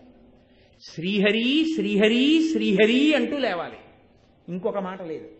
విష్ణుస్మరణతోటే నిద్ర లేవాలి. శివస్మరణతో నిద్ర లేవడం లేదు. మీరు ఎంత శివభక్తులైనా సరే శ్రీహరి శ్రీహరి శ్రీహరి అంటూ నిద్ర లేవాలి. ఇది ఎవరి దగ్గర నుంచి ప్రారంభమో తెలుసా అండి? మీకు లోపలి కదలికి ఎక్కడ ప్రారంభమో తెలుసా? మీ ఆచార్యుడితో మొదలు. అందుకే విశ్వామిత్రుడితో కలిసి పడుకున్నాడు రాముడు. కౌసల్యా సుప్రజా రామ పూర్వా సంధ్యా ప్రవర్తతే ఉత్తిష్ట నరశార్దూల కర్తవ్యం దైవమాన్హికం. లేవయ్యా రామ, సూర్యోదయం కాకముందు నువ్వు సంధ్యావందనం చేయాలి. లేపాడు. ఆచార్యుడు లేపుతాడు. అందుకే ఆచార్యుడితో కలిసి పడుకుంటాడు. దీక్షాకాలమునందు ఆచార్యుడితో కలిసి పడుకోవాలి. అందుకే గురువుగారు అప్పుడప్పుడు బాగా కిందకి దిగొచ్చి తీర్థయాత్ర కడదాం రండి అంటూ ఉండాలి. లేకపోతే గురువుగారి జీవితాన్ని వీళ్ళు ఎప్పుడు పరిశీలిస్తారు? ఎలా ఉంటుంది అవకాశం? అందరూ పరిశీలించే అవకాశం ఉండదు. అందరినీ ఇంట్లోకి రానివ్వంగా అంటే రాకూడదని కాదు. నేను సంధ్యావందనం చేసుకునేటప్పుడు మీ అందరూ లోపలికి వచ్చి చూడటం కుదురుతుందా? మీ అందరితో కలిసి వస్తే నేను నది ఒడ్డున కూర్చుని సంధ్యావందనం చేయడం మీరు చూడొచ్చు. అంటే నేను గొప్పని నేను ఈ మాట చెప్పట్లేదు, ఒక ఉదాహరణకి చెప్తున్నాను. ఇప్పుడు సంధ్యావందనం ఇలా చెయ్యాలన్నమాట, ఆచమనం ఇలా చెయ్యాలన్నమాట, ఇలా కూర్చోవాలన్నమాట, ఇలా నమస్కరించాలన్నమాట. ఎప్పుడు కళ్ళు ముయ్యాలో ఎప్పుడు కళ్ళు తెరవాలో మీకు ఆచార్యుణ్ణి చూసి మీరు గమనిస్తూ ఉంటారు, తెలుసుకుంటూ ఉంటారు. పువ్వు వేస్తే ఇలా వెయ్యాలన్నమాట, దీపం పెడితే అక్షత ఇలా వెయ్యాలన్నమాట. మొదటి కదలిక కన్ను విప్పడం దగ్గర గురువు గారితో మొదలు. ఏది 41వ రోజున మానేస్తారా నాకు చెప్పండి? 41వ రోజు నుంచి కన్ను విప్పాక శ్రీహరి అండం మీరు మానేస్తారా? మీరు ఎలా అనుకుంటున్నారు 40 రోజుల దీక్షదని? 40 రోజుల వ్యవధి మీకు ఆచార్య సంపర్కానికి, మీరు బాగా తెలుసుకోవడానికి. అంతేగాని 40 రోజుల తర్వాత మాల తీసేస్తే మీకు గురువుగారికి సంబంధం లేదు, ఇంకా మీరు చేయవలసింది లేదు, ఇంకా బట్టలు ఇప్పేసి ఆ మాల తీసి అవతల పారేస్తే అయిపోయింది ఇంకా అక్కడతోటే. ఇంకా ఆ దీక్షకు సంబంధించి మనకి వచ్చే సంవత్సరం చూద్దాం మళ్ళీ పీఠం పెట్టుకున్నప్పుడు అనుకున్న దాన్ని మీకు ఎప్పుడు అర్థమైనట్టు దీక్ష ఎన్ని మాటలు చేస్తే ఏమిటి ఉపయోగం? కేవలం ఆచార్య సంపర్కమే పెంచుతుంది దాన్ని. కాబట్టి కన్ను విప్పడం దగ్గర మొదలవుతుంది. నేను మీకు ఒక ఉదాహరణ చెప్తాను. ఆచార్యుడి దగ్గర తెలుసుకోవాలి, తెలుసుకుంటే జీవితం పండుతుంది. ఈ ఉత్సాహం శిష్యుడికి ఉందనుకోండి, ఒక్కొక్కసారి ఏమవుతుందో తెలుసా అండి? గురువు గారి ప్రమేయం లేకుండా పడిపోతాడు. నేను మీకు ఉదాహరణ చూపిస్తాను. రామానందుల వారని మహానుభావుడు, గొప్ప గురువు, నిరంతర రామనామ సంకీర్తన చేస్తుండేవారు. కబీర్ దాస్ గారి గురించి ఒక మాట చెప్తారు. ఆయన మహమ్మదీయ కుటుంబంలో జన్మించి ఈ సనాతన ధర్మ సంప్రదాయం వైపు బాగా ఆకర్షితులయ్యారు అంటారు.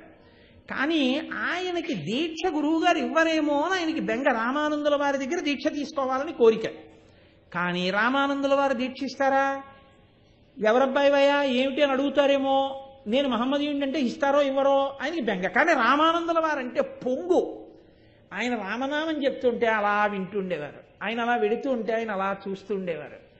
అబ్బబ్బా, గురువు గారు ఒక్కసారి తన కాలుతో నన్ను తన్ని నాకు ఉపదేశం చేస్తే నామం చాలు, నా జన్మ పండిపోతుంది అనుకునేవారు. కానీ అడగడానికి భయం, ఇవ్వను అంటే ఇక వెళ్ళలేరు జీవితంలో.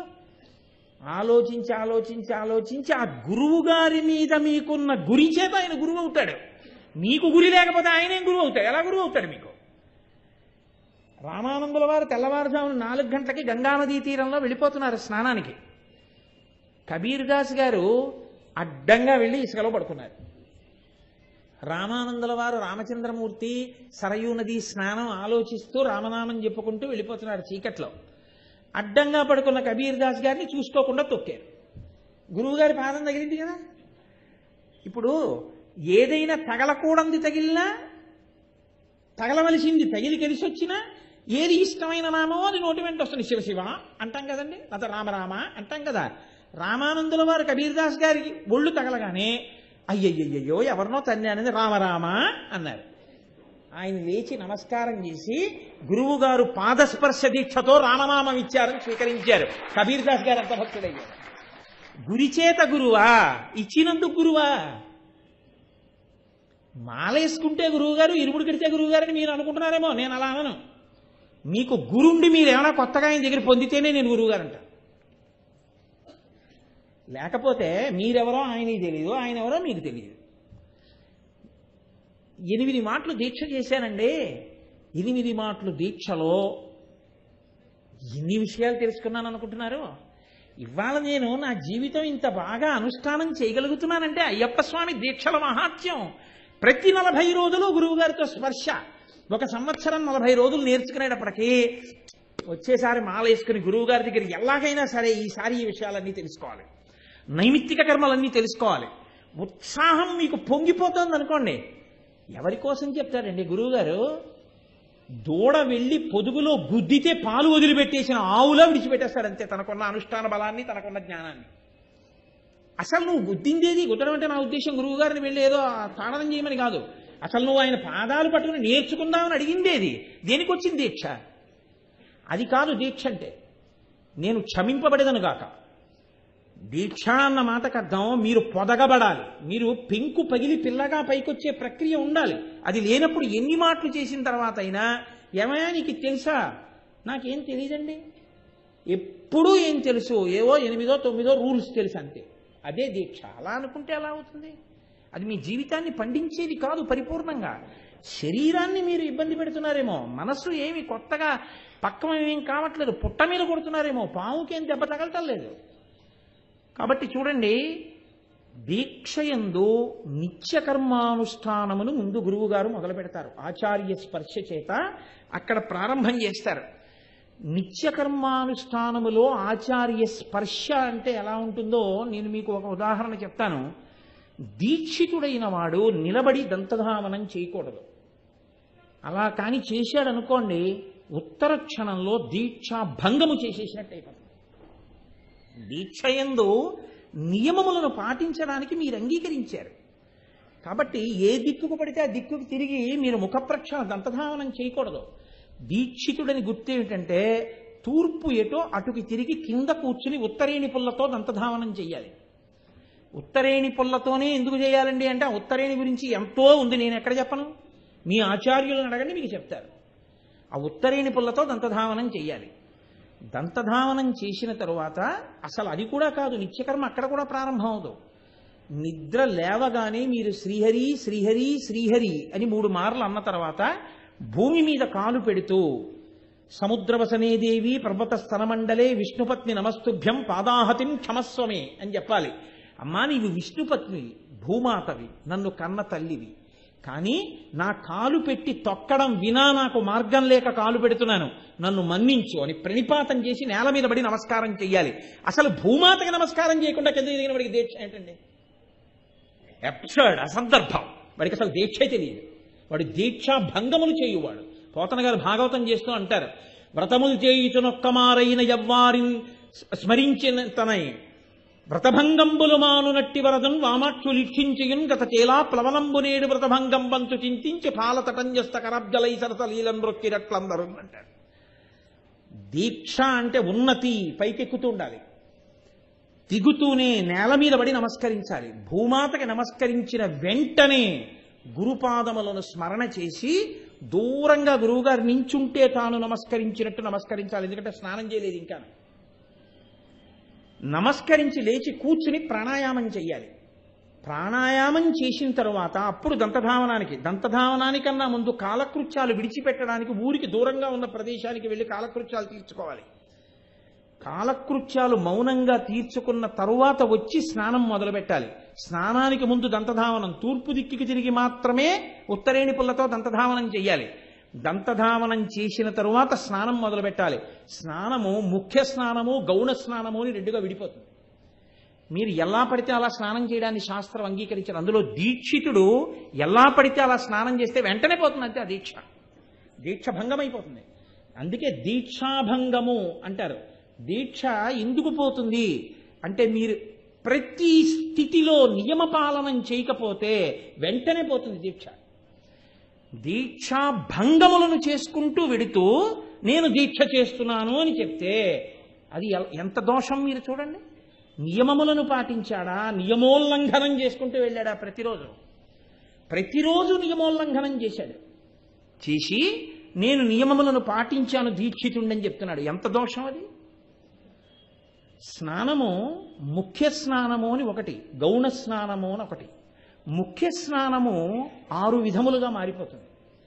ముఖ్య స్నానము 6 విధములలో మొదటి స్నానాన్ని మలాపకర్షణ స్నానము అంటారు. మలాపకర్షణ స్నానం అంటే అది తన శరీరమే తనకి కల్పించిన అశౌచాన్ని పోగొట్టుకోవడానికి చేస్తూ ఉండాలి. అందుకే దీక్షితులు తరచు స్నానం చేస్తారు. అన్నం తిన్నారనుకోండి, వెంటనే నవరంధ్రములు మలాన్ని వదిలిపెట్టేస్తాయి. పడుకున్నారనుకోండి, నవరంధ్రములు మలాన్ని విడిచిపెట్టేస్తాయి. మీకు కూర్చునుండగా కునుకొచ్చిందనుకోండి, స్నానం చేయాలి వెళ్ళి. లేకపోతే నవరంధ్రములలోకి మలం వస్తుంది, చెవిలోకి గులిమి వస్తుంది, కంటిలోకి పుష్ వస్తుంది, మూత్రనాళం దగ్గరికి మూత్రం వచ్చి చేరిపోతూ ఉంటుంది, చుక్క చుక్క చుక్క చుక్క. పెద్ద ప్రేగుల్లోకి మలం చేరిపోతూ ఉంటుంది, నవరంధ్రముల దగ్గర మలం ఏర్పడుతూ ఉంటుంది. ఈ మలం ఉంటే దీక్ష నిలబడదు. కాబట్టి నవరంధ్రములలో మలం పేరుకుంది అనే అనుమానం వచ్చినప్పుడల్లా స్నానం చేయాలి. దాన్ని మలాపకర్షణ స్నానము అంటారు. అది మొదటి స్నానం, ముఖ్య స్నానంలో. రెండవ స్నానం దేవకార్యాన్ని కానీ పితృకార్యాన్ని కానీ ప్రారంభం చేసే ముందు చేసేటటువంటి స్నానాన్ని క్రియాంగ స్నానము అంటారు. క్రియాంగ స్నానం చేసేటప్పుడు మీరు ఎలా పడితే అలా చేయడాన్ని శాస్త్రం ఒప్పుకోదు. మీరు శాస్త్రం చేసే ముందు నీటి వంక చూసి నమస్కారం చెయ్యాలి. నమస్కారం చేసి ఒక మంత్రం చెప్పాలి. గంగేతి యమునేచి ఇవ గోదావరి సరస్వతి నర్మదే సింధు కావేర్యౌ జలేస్మిన్ సన్నిధిం కురు అని చెప్పాలి. ఓ నదులారా, మీ అందరూ ఈ జలములలో ప్రవేశించండి. ఇప్పుడు భాగవతంలో 16,000 మంది కన్యల్ని తీసుకొచ్చి కారాగారంలో పెట్టినప్పుడు, జరాసంధుడు లోపల పెట్టినప్పుడు, విడిపించినప్పుడు కృష్ణుడి దగ్గర వాళ్ళందరూ కలిసి చెప్పారు, కృష్ణాయ వాసుదేవాయ హరయే పరమాత్మనే ప్రణత క్లేశనాశాయ గోవిందాయ నమో నమః అనాలి. తూర్పు దిక్కికి తిరిగి ఆ నమస్కారం చేసి అప్పుడు ఈ నీళ్లు తీసుకుని స్నానం చేయడం మొదలెట్టాలి. స్నానం చేసేటప్పుడు మీరు కట్టుకున్న బట్ట మీ కాలుకు తగిలిందో మీ దీక్ష పోతుంది. ఎందుకో తెలుసా అండి? కోటేశ్వరరావు గారు అబద్ధం చెప్తున్నారు అనుకుంటే మీరు పటలపందం చూడండి. సమస్త దేవతలు వస్త్రంలో ఉంటారు. బట్ట కాలుకు తగిలినా, కాలుతో తన్ని జాడించినా, బట్టని కాళ్ల కింద వేసినా వెంటనే వాడికి ఈశ్వరానుగ్రహం పోతుంది, దీక్షాభంగం అవుతుంది. ఒంటి మీద స్నానానికి వేరే బట్ట ఎప్పుడూ ఉండాలి. స్నానశాటి అంటారు దాన్ని. దీక్షితులకి స్నానశాటి పెట్టుకున్నావా అని అడుగుతారు. స్నానశాటి ఉండాలి ఎప్పుడు. ఆ స్నానశాటి కట్టుకుని పల్సటి బట్ట, చిన్న బట్ట కట్టుకుని స్నానం చేయాలి. స్నానం అయిపోయిన తర్వాత స్నానశాటి విప్పి జాడించుకుని తానన్నా ఆరయ్యాలి, తన భార్య అన్నా ఆరయ్యాలి. తన ఆరేసుకుంటే ఆరోగ్యం, భార్య ఆరేస్తే ఐశ్వర్యం. ఇద్దరూ కాకుండా దాసీజనం కానీ ఇతరులు కానీ తను విడిచిపెట్టిన బట్టని ఆరేస్తే తను వృద్ధిలోకి రాడు యజమాని. వేదం చెప్తోంది, నేను చెప్పట్లేదు. కావాలంటే మీకు ఆ మంత్రాలన్నీ తీసుకొచ్చి చూపిస్తాం.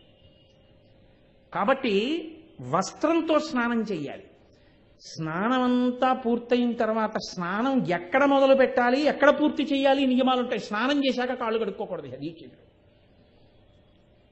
తుడుచుకోవడం తల దగ్గర ప్రారంభం చేయాలి. ఒళ్ళంతా తుడుచుకున్న తర్వాత పొడి బట్ట కట్టుకుని లేదా తడి బట్ట కట్టుకుని బయటికి వచ్చి దీక్షావస్త్రాన్ని ఇంతకు ముందు ఆరేసి పెట్టుకున్న దాన్ని తాను స్వీకరించి తడి బట్ట విడిచిపెట్టాలి. విడిచిపెట్టి ఇప్పుడు మడిబట్ట కట్టుకోవాలి. దీక్షావస్త్రాన్ని కట్టుకుని పీఠార్చనలోకి వెళ్ళడానికి సిద్ధపడాలి. ఇదంతా స్నానాంగమే. దీన్ని క్రియాంగ స్నానము అంటారు. మూడవ స్నానం ఒకటి గురువుగారు నేర్పుతారు 40 రోజుల్లో. ఇప్పుడు నేను ఆ ప్రకరణం అంతా మీకు చెప్పడం కుదరదు. సూర్యగ్రహణం కానీ చంద్రగ్రహణం కానీ అటువంటి ఒక పర్వం అంటారు, పర్వదినం కానీ వస్తే ఆ పర్వదినం నాడు ఎలా స్నానం చెయ్యాలో గురువుగారు నేర్పుతారు. అద్భుతంగా ఉంటుంది. మొన్న దీపావళి వచ్చింది, దీపావళి పర్వదినం. దీపావళి తెల్లవారుజామున స్నానం ఎలా చెయ్యాలో గురువుగారు నేర్పుతారు, అడిగేవాడు ఉంటే. లేకపోతే ఏం నేర్పుతారు? కాబట్టి దీపావళి పండగ నాడు స్నానం చేయడం నేర్చుకున్నారు. 41వ రోజున మీరు మానేస్తారా? మీరు బతికున్న నాళ్ళు చేస్తారు దీపావళి అమావాస్య పొద్దున్న. అది గురువైభవం అంటే, అది దీక్ష అంటే. కాబట్టి దాన్ని అలా చేసేటటువంటి స్నానాన్ని పర్వదిన స్నానము అంటారు. 4వది ముట్టుకోవడం వల్ల వెంటనే శరీరం అపవిత్రం అయిపోతుంది. శవాన్ని పొరపాటున తగలడం కానీ, శవం మీద గాలి తగలడం కానీ జరిగిందనుకోండి, శౌచము పోతుంది. మళ్ళీ శౌచ సిద్ధి కొరకు స్నానం చేయాలని, దాన్ని నైమిత్తిక స్నానము అంటారు. 5వ స్నానం ఉంటుంది, నదీ స్నానము. నదీ స్నానం చేసేటప్పుడు దీక్షితుడికి నియమాలు ఉంటాయి. ఏమిటో తెలుసా అండి? మీరు ఎక్కడుంటున్నారో మీకు చాలా దగ్గరలో ప్రవహించేటటువంటి నదిని విడిచిపెట్టి ఇంకొక నదికి వెళ్ళి మీరు స్నానం చేయకూడదు. అలా చేస్తే ఈ నది మిమ్మల్ని శపిస్తుంది. వేదంలోంచి చెప్తున్నానండి, నా సొంతంగా చెప్పట్లేదు నేను. ప్రతి దీక్షితుడు ఆచార్యుడితో కలిసి జీవనదికి వెళ్ళాలి. దాన్నే ముఖ్య స్నానం అంటారు. ముఖ్య స్నానాల్లో కల్లా గొప్పది నదీ స్నానమే. మళ్ళీ ఆ నదీ స్నానానికి వెళ్ళినప్పుడు తెల్లవారుజామున 4కి 4:30కి మధ్యలో చెయ్యాలి. ప్రవాహానికి అభిముఖంగా నిలబడి చెయ్యాలి. వాలెటుందో అటు నిలబడి స్నానం చేయకూడదు. శరీరం అంతా మునిగిపోయేటట్టుగా అందులోకి ఒక్కసారి కూర్చుని లేవాలి. కూర్చుని లేచేటప్పుడు ఇలా కూర్చుని లేవకూడదు. అలా కూర్చుని లేస్తే ఆరోగ్య భంగం అవుతుంది. గురువుగారు ముద్ర నేర్పుతారు. ఈ 2 వేళ్లతోటి 2 బొటన వేళ్లతో అని ఊపిరి పీల్చి కుంభకం చేసి 2 బొటన వేళ్లతో ఇలా ముయ్యాలి. ఈ 2 పెద్ద వేళ్లతోటి 2 చెవి కన్నాలు మొయ్యాలి. ఇలా మూసి ఒక్కసారి మునిగి లేవాలి. లేస్తే చెవుల్లోంచి కానీ ముక్కుల్లోంచి కానీ నీరు లోపలికి వెళ్ళదు. ఆరోగ్యం భంగం కాదు. ఎక్కువసేపు కుంభకం చేయకూడదు అలవాటు లేని వాళ్ళు. గభాలను మళ్ళీ పైకి లేచిపోయి మెల్లగా విడిచిపెట్టేసి కుంభకం చేసిన ఊపిరిని విడిచిపెట్టి మళ్ళీ గాలి తీసుకుని దీక్షితుడు ఈత కొట్టకూడదు. ఈత కొట్టకుండా ఎంతసేపు అవసరమో అంతసేపు స్నానం చేసి ఒడ్డుకొచ్చి బట్ట తడిపేసుకోవాలి. గురువు గారితో కలిసి ఆచార్యుడితో కలిసి స్నానానికి వెడితే ఆచార్యుడు ఏదీ తాను పట్టుకోకూడదు. ఆచార్యుడి బట్టలు, కట్టుకోబోయే బట్టలు, ఆయన సంధ్యావందనం చేసుకోవడానికి పాత్రలో నీళ్లు, రామాయణం అక్కడే ప్రారంభం. పాత్ర ఇవన్నీ మీరు పట్టుకుని వెళ్ళాలి గురువుగారి వెనకాతలు. అదే గురు శుశ్రూష. అంతకన్నా శుశ్రూష ఇంకేముండదు. అంతకన్నా అందుకని గురువుగారితో కలిసి వెడతారు నదీ స్నానానికి. ఇక్కడ స్నానం చేస్తే తప్ప మీరు ఇంకొక యాత్ర చేసి స్నానం చేయకూడదు. ఆ నదీ స్నానం చెయ్యాలి. ఆ నదిలో స్నానం చేస్తూ ఇంకో నదిని తలుచుకుని పొగడకూడదు. కాశీగంగలో చేద్దాం అనుకున్నానండి ఏడాది, కుదరలేదు, మళ్ళీ గోదావరిలోనే చేయాల్సి వచ్చింది అనకూడదు. ఎన్ని నియమాలు ఉన్నాయనుకుంటున్నారు? ముఖ్య స్నానం గురువుగారు నేర్పుతారు. ఒరే నాన్న ఇలా చెయ్యాలరా నదీ స్నానం అంటే, మట్టి తీసి సమంత్రకంగా నదిలోకి విడిచి నదిలో ములగాలి, ములిగి స్నానం చెయ్యాలి. ఇది ముఖ్య స్నానం అంటారు. అత్యంత అద్భుతమైన 6వ స్నానానికి తీర్థస్నానం అని పేరు. తీర్థస్నానమే పాప వినాశనం, ఆకాశగంగ, శ్రీశైలం పాతాళగంగ, వీటిని తీర్థాలంటారు. తీర్థం అని పేరు ఎందుకు వచ్చిందో స్కాందం చెప్తుంది. ఆంగిరసులు అందరూ కలిసి భూమండలం మీద గొప్ప యజ్ఞయాగాదులు చేసి తీర్థఫలాన్ని పుణ్యఫలాల్ని వాటిలో విడిచిపెట్టి వెళ్ళిపోయారు ఊర్ధ్వలోకాలకి. అందుకని ఆ నీటిలో ఎప్పుడూ ఆ ఫలితం ఉంటుంది. ఆ తీర్థాలలో నిలబడి స్నానం చేస్తే ఆ శక్తి మీకు వస్తుంది. కాబట్టి దీక్ష ఇనుముడిస్తుంది. కాబట్టి 6వ స్నానం తీర్థస్నానం. అందుకే వెళ్ళింది తీర్థయాత్ర అంటారు. ఏదో దేవాలయానికి వెళ్ళాడు, యాత్రకు వెళ్ళాడు, క్షేత్రానికి వెళ్ళాడు, తిరుపతి వెళ్ళాడు అందరూ తీర్థయాత్ర అంటారు. అక్కడికి వెళ్ళి పుష్కరిణి స్నానం చేశాడు, పాపనాశనంలో స్నానం చేశాడు. ఆయనకి ఇప్పుడు కొత్తగా శక్తి వచ్చింది, అందుకు నీకు నమస్కారం, నీ కాళ్ళకో నమస్కారం. యాత్రకు వెళ్ళొస్తే అందుకే స్నానం చేయకముందే నమస్కారం చేస్తారు, రైలు దిగితే చేసేయచ్చు. తీర్థయాత్రకు వెళ్ళొస్తే గౌణములు అని ఉంటాయి. గౌణం ఎందుకు చెప్తారో తెలుసా అండి గురువుగారు? నాన్న నీకు ఎప్పుడైనా ఏదైనా ఇబ్బంది వస్తే నువ్వు నన్ను సంప్రదించే అవకాశం లేకపోతే గౌణ స్నానం చెయ్యి అని చెప్తారు. అందులో మొదటిది అగ్నిస్నానం. అగ్నిస్నానం అంటే విభూతిని తీసి తల మీద చల్లుకుంటారు, అది విభూతి స్నానం, ఆగ్నేయ స్నానం అంటారు దాన్ని. రెండవది గోపరాగ స్నానము. అత్యవసరంగా స్నానం చేసేయాల్సి వచ్చింది, గోవులు విడిచినటువంటి భూమి మీద మట్టి తీసి చల్లేసుకుంటే స్నానం అయిపోతుంది. మూడవది దాన్ని బ్రాహ్మ స్నానం అంటారు. 4వ స్నానం ఒకటి ఉంటుంది. చాలా స్నానాలు శరీరం అంగీకరించదనుకోండి కొంతమందికి, ఏదో 30 రోజులు చేశాక ఇంకా పరిశ్రమ పట్టడం మొదలైంది. అప్పుడు గురువుగారు ఏమంటారంటే నువ్వు కాపిల స్నానం చేస్తుండు అంటారు. ఒక మాట ప్రతిరోజు క్రియాంగ స్నానం చేస్తాడు, మిగిలింది కాపిల స్నానం అంటారు. కాపిల స్నానం అంటే ఇక్కడ వరకే నీళ్లు పోసుకుంటాడు, పోసుకుని ఈ నాభి కింద భాగాన్ని బొడ్డు కింద నుంచి తడుపుకుంటాడు, తడుపుకుని రుద్దుకుని తుడిచేసుకుంటాడు. పై శరీర భాగం అంతటినీ కూడా తడి బట్టతో తుడుచుకుంటాడు, తుడుచుకుని పొడి బట్టతో తుడుచుకుంటాడు. దాన్ని కాపిల స్నానం అంటారు. అటువంటి కాపిల స్నానం చేస్తారు. ఇప్పుడు నేను మీకు 4 స్నానాల్లో ఉంది చెప్పాను. గౌణ స్నానాల్లో 4 స్నానాలు: విభూతి స్నానము, గోపరాగ స్నానము, బ్రాహ్మ స్నానము, కాపిల స్నానము 4. 5వ స్నానం ఉంటుంది. ఈ స్నానం అసలు నేర్చుకోవడానికే 40 రోజుల దీక్ష తీసుకుంటారు. ఈ స్నానము యొక్క పరాకాష్ఠ ఇరుముడి. అది నీకు వస్తేనే గురువుగారు కట్టాలి ఇరుముడి. నాకు 40 అయిపోయిందంటే కట్టాలనేం లేదు, నిన్ను అడిగి నువ్వు పరిణితి లేకపోతే ఇంకో 10 రోజులు చేయరా అని చెప్పచ్చు గురువుగారు. ఏమిటో తెలుసా అండి ఆ స్నానం? అది ఈశ్వరుణ్ణి పైనుంచి కిందకి, కింద నుంచి పైకి చూడగలగడం. అయ్యప్పని చెప్పరా కళ్ళు మూసుకుని అన్నారనుకోండి, కళ్ళు మూసుకుని అయ్యప్ప కూర్చోవడం, పాదాలు, మోకాళ్ళు, యోగపట్టం, చేతులు, చిన్ముద్ర, ఎడం చెయ్యి మోకాల మీద పెట్టుకోవడం, కుడి చేత్తో పట్టుకున్న ముద్ర, ఆయన గుండెలు, ఆయన కంఠం మీద త్రివళలు, ఆయన బుగ్గలు, ఆయన నుదురు, ఆయన ముక్కు, ఆయన కళ్ళు, ఆయన కిరీటం, ఆయన చిరునవ్వు, ఆయన తేజస్సు అంతా వర్ణించేసి ఆయన మెడలో పూలమాలలు, విభూతి పోస్తే ఎలా ఉంటాడు, తేనె పోస్తే ఎలా ఉంటాడు అన్నీ చెప్పేశాడు అనుకోండి. ఇస్తున్నాను రా ఇరుముడు అంటారు. మానస స్నానము, ఈశ్వరుణ్ణి ధ్యానంలో స్మరించగలగడం, పైనుంచి కిందకి, కింద నుంచి పైకి, అథాంగ పూజ. ఇది 12 స్నానాల్లో పరమోత్కృష్ట స్నానం. అసలు అలా చేసేవాడి దగ్గరికి ఏ అశౌచం రాదు. కాబట్టి మానస స్నానము. 12వ స్నానం అత్యద్భుతం, దివ్య స్నానము అంటారు. దివ్య స్నానము అంటే అదంతా ఇప్పుడు నేను వర్ణించడం చాలా కష్టం, సమయం లేదు. ఉదకము అన్న మాటకి చాలా పెద్ద అర్థం చెప్తుంది వేదం. ఆ ఉదకములు మేఘమండలంలోంచి భూమి మీద పడేటప్పుడు దాన్ని ఆ దృష్టికోణంతో చూసినటువంటి ఆనందం ఉత్పన్నమైతే పైన ఉన్న చొక్కా తీసి అవతల బారేసి ఆ 2 చేతులు పైకెత్తి వర్షధారల కింద పొంగిపోతూ గంతులేస్తూ చేసే స్నానాన్ని దివ్య స్నానం అంటారు. 12 స్నానాలు గురువుగారు నేర్పుతారు. ఇందులో నేను ఏదో అలా చదివేశానంతే.